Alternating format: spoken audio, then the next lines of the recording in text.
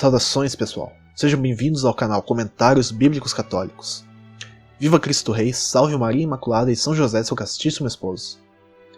No vídeo de hoje comentaremos sobre o que significa a fala de Deus sobre o homem ter se tornado como Deus após comer do fruto do conhecimento do bem e do mal, sobre a separação do homem da árvore da vida na expulsão desse do paraíso, do Éden, sobre o estado pré-lapsário em que o homem se encontrava, o estado de justiça original, e também sobre o estado pós-lapsário, do pecado original, das consequências desse pecado, da transmissão e justificativas razões pelas quais há essa transmissão e consequências do pecado original de Adão e Eva. E este vídeo terá continuações para explorarmos mais profundamente sobre este assunto, que não para só no pecado original, mas que adentra sobre a redenção do homem e sua finalidade. Gênesis capítulo 3, versículo 22. Abre aspas. E o Senhor Deus disse: Eis que o homem se tornou como um de nós, conhecedor do bem e do mal. Agora, pois, cuidemos que ele não estenda a sua mão e tome também do fruto da árvore da vida, e o coma e viva eternamente. Fecha aspas.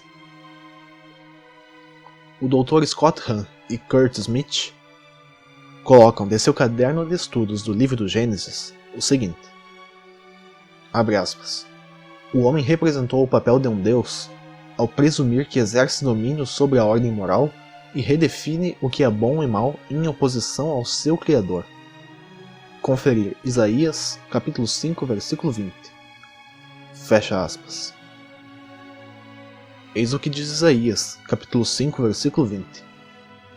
Abre aspas. Ai daqueles que ao mal chamam bem e ao bem mal, que mudam as trevas em luz e a luz em trevas, que tornam doce o que é amargo e amargo o que é doce. Fecha aspas. Como dito em comentário do vídeo 11, o homem querer possuir o conhecimento do bem e do mal consistia em querer ser quem decide sobre o que é bom e o que é mal. E os autores continuam falando sobre a vontade do homem de definir o que é o certo e o que é o errado. Abre aspas. Só dessa forma desordenada, sua transgressão o fez como Deus. Adão teria atingido a verdadeira piedade se tivesse humildemente obedecido ao Pai, como Jesus fez. Fecha aspas. E é sendo como Jesus que poderemos ter a vida nova, que poderemos comer da árvore da vida e depois fazê-lo mais plenamente com Ele no reino dos céus. Gênesis capítulo 3, versículos 23 e 24. Abre aspas. O Senhor Deus expulsou-o do jardim do Éden, para que ele cultivasse a terra de onde havia tirado. E expulsou-o, e colocou ao oriente do jardim do Éden querubins armados de uma espada flamejante para guardar o caminho da árvore da vida. Fecha aspas. Sobre a guarda que os anjos armaram diante do paraíso, comentam o Dr. Scott Hahn e Kurt Smith. Abre aspas. Sentinelas angelicais são postas para impedir o casal corrompido de entrar novamente no paraíso. Isso pode ser considerado um ato de misericórdia divina, para que o homem caído não coma da árvore da vida e, entre aspas, viva para sempre em um estado de separação espiritual de Deus. Conferir Gênesis, capítulo 3, versículo 22. Fecha aspas. A separação do homem da árvore da vida representa como ele não pôde mais manter o dom da imortalidade, dom préternatural dado antes por Deus. E a morte que nos é deixada como castigo de Deus o é para que não nos afastemos para sempre do nosso fim último, que é o próprio Deus, aquele que nos pode realizar. E agora, a morte nos serve como aviso, para que não caiamos na morte eterna, da eterna separação com Deus, no fogo da condenação. Antes da queda do homem, o ser humano vivia em um estado tal que possuía uma felicidade inicial, uma felicidade como dom preternatural que lhe deixava em harmonia com Deus e com a criação. Afirma o Catecismo da Igreja Católica, nos parágrafos 375 ao 377, o seguinte: abre aspas. A Igreja, interpretando de modo autêntico o simbolismo da linguagem bíblica à luz do Novo Testamento e da tradição, ensina que os nossos primeiros pais, Adão e Eva, foram constituídos num estado de santidade e de justiça originais. Nota de rodapé número 1. Esta graça da santidade original era uma participação na vida divina. Nota de rodapé número 2. Todas as dimensões da vida do homem eram fortalecidas pela irradiação desta graça. Enquanto permanecesse na intimidade divina, o homem não devia nem morrer, nota de rodapé número 3, nem sofrer, nota de rodapé número 4. A harmonia interior da pessoa humana, a harmonia entre o homem e a mulher, nota de rodapé número 5, enfim, a harmonia entre o primeiro casal e toda a criação, constituía o estado dito de justiça original. O domínio do mundo que Deus tinha concedido ao homem desde o princípio realizava-se, antes de mais nada, no próprio homem como domínio de si. O homem era integrado e ordenado em todo o seu ser, porque era livre da tríplice concupiscência, que o sujeita aos prazeres dos sentidos, à ambição dos bens terrenos e à afirmação de si contra os imperativos da razão. Fecha aspas. E com o pecado original, o homem perde esse status diante da realidade. Diz o Catecismo nos parágrafos 379, 399 e 400 o seguinte: abre aspas. Toda esta harmonia da justiça original, prevista para o homem pelo plano de Deus, será perdida pelo pecado dos nossos primeiros pais. A Escritura mostra as consequências dramáticas desta primeira desobediência. Adão e Eva perdem imediatamente a graça da santidade original. Nota de rodapé número 7.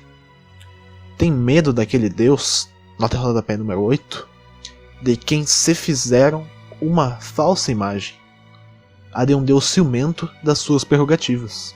Nota de rodapé número 9. Fecha aspas.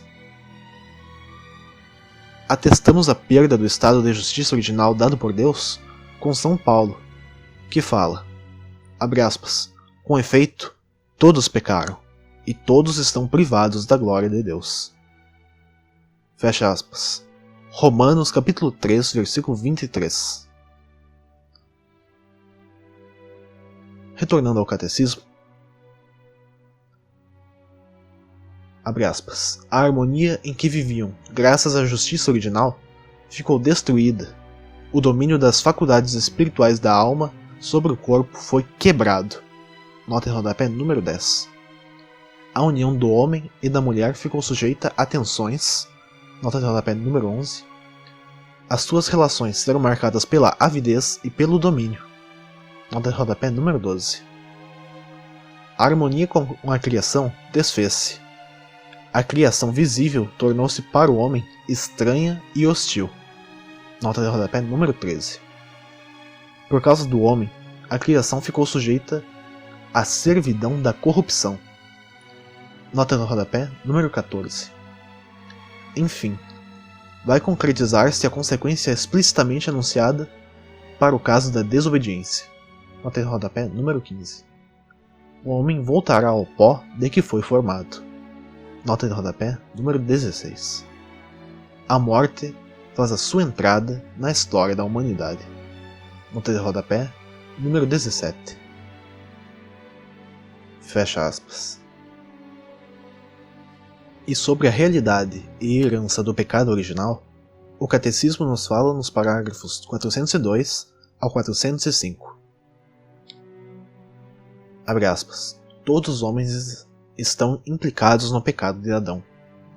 É São Paulo que o afirma, abre aspas, pela obediência de um só homem, muitos, quer dizer, a totalidade dos homens, se tornaram pecadores. Fecha aspas. Romanos, capítulo 5, versículo 19. Abre aspas. Assim como por um só homem entrou o pecado no mundo, e pelo pecado a morte, assim também a morte atingiu todos os homens, porque todos pecaram. Fecha aspas. Romanos, capítulo 5, versículo 12. A universalidade do pecado e da morte, o apóstolo opõe à universalidade da salvação em Cristo. Abre aspas. Assim como pelo pecado de um só veio para todos os homens a condenação, assim também pela obra da justiça de um só, Cristo, virá para todos a justificação que dá a vida. Fecha aspas. Romanos capítulo 5, versículo 18.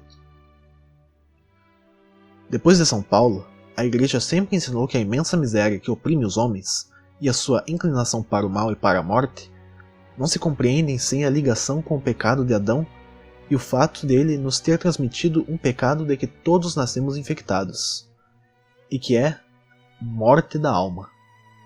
Nota de rodapé, número 18. A partir dessa certeza de fé, a Igreja confere o batismo para a remissão dos pecados, mesmo às crianças que não cometeram qualquer pecado pessoal. Nota de rodapé número 19. Fecha aspas.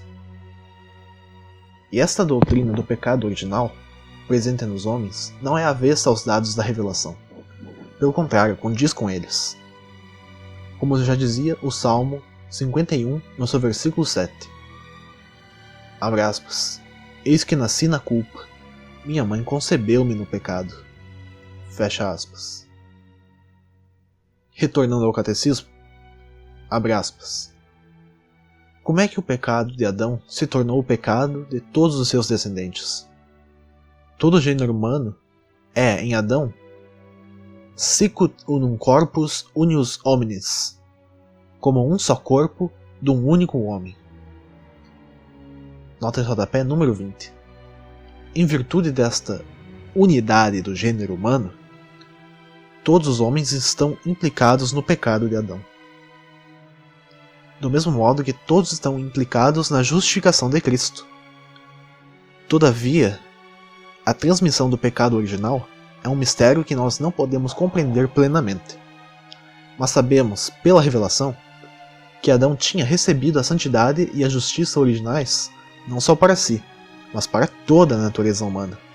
Consentindo na tentação, Adão e Eva cometeram um pecado pessoal, mas este pecado afeta a natureza humana que eles vão transmitir num estado decaído. Nota de rodapé número 21. É um pecado que vai ser transmitido a toda a humanidade por propagação, quer dizer, pela transmissão de uma natureza humana privada da santidade e justiça originais. E é por isso que o pecado original se chama pecado por analogia. É um pecado contraído e não cometido. Um estado, não um ato.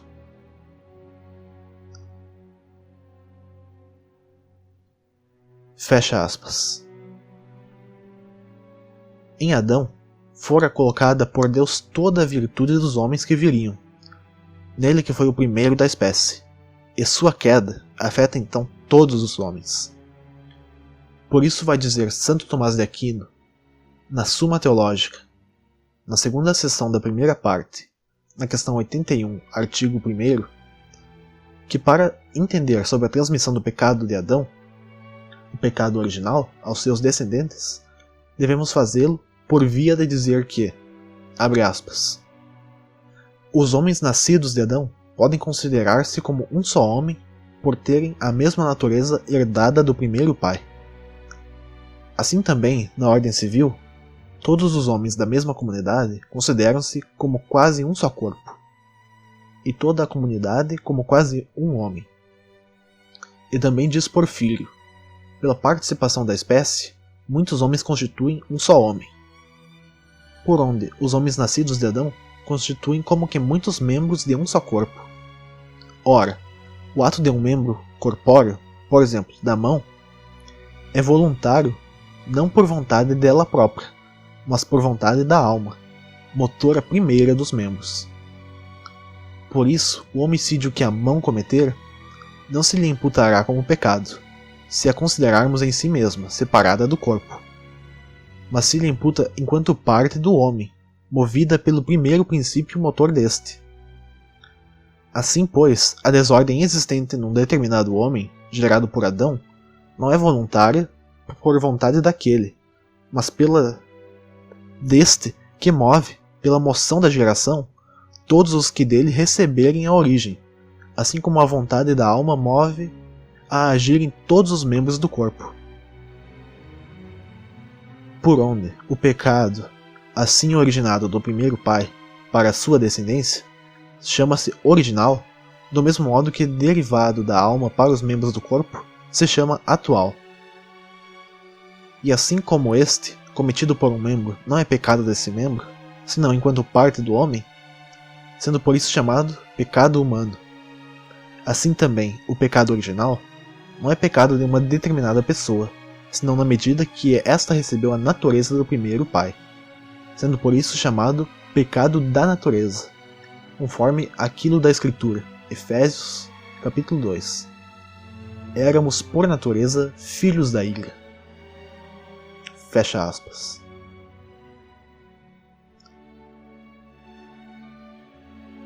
E Santo Tomás de Aquino enfrentará a objeção de que, como mesmo, abre aspas, diz a Escritura em Ezequiel capítulo 18, o filho não carregará com a iniquidade do pai. Ora, carregaria se dele a recebesse. Logo, ninguém herda pela geração o pecado de nenhum dos pais. Fecha aspas. E o santo a responderá, dizendo, abre aspas, disse que o filho não carrega com o pecado do pai, por não ser por causa deste castigado, salvo se ele participa da culpa. Ora, tal se dá na questão vertente, pela geração passa a culpa do pai para o filho, assim como pela imitação se transmite o pecado atual. Ou seja, quanto ao pecado original, ele é transmitido aos filhos e descendentes de Adão por propagação, porém, não lhes é atribuída a culpa que foi atribuída a Adão por este pecado. Eles o recebem, mas não recebem a culpa que Adão teve. No artigo 2 da mesma questão, tratando sobre se os outros pecados dos pais também eram transmitidos aos descendentes, temos mais uma exploração de Santo Tomás dentro do nosso assunto. Ele dirá que quem nessa questão atentar deverá perceber o fato de que é, abre aspas, impossível transmitir-se pela geração qualquer pecado dos progenitores próximos ou mesmo do primeiro pai, exceto o primeiro pecado. E a razão está em o homem gerar outro homem semelhante a si específica e não individualmente. Por isso, tudo o que pertence diretamente ao indivíduo, como os atos pessoais e o que lhes diz respeito, não passa de pais a filhos. Assim, o gramático não transmite ao filho a ciência gramatical, adquirida com estudo próprio. Ao contrário, aos filhos se transmite o pertencente à natureza específica, salvo se houver falha nessa natureza. Assim, não falhando ela, o ser que tem olhos gera outro igualmente com olhos. E se for a natureza forte, até certos acidentes individuais pertinentes à sua disposição transmite-se aos filhos, tais como a rapidez do corpo, a bondade do engenho e semelhantes. De nenhum modo, porém, se transmite, como já se disse, o que é puramente pessoal. Ora, assim como a nossa pessoa tem certos atributos próprios e certos outros pelo dom da graça, assim também a natureza pode, por si, ter uns causados pelos princípios próprios e outros pelo dom da graça. E deste modo, a justiça original, como já dissemos na primeira parte, era um determinado dom da graça conferido por Deus a toda a natureza humana, na pessoa do primeiro pai. E este, pelo pecado original, a perdeu. Por onde assim, como essa justiça original haveria de transmitir-se aos pósteros, simultaneamente com a natureza, o mesmo teria de se dar com a desordem oposta. Fecha aspas. Afinal, não se trata de uma injustiça de Deus que os descendentes de Adão herdem o pecado original e suas consequências. Pois, como vai dizer Santo Tomás, em seu compêndio de teologia, no capítulo 195,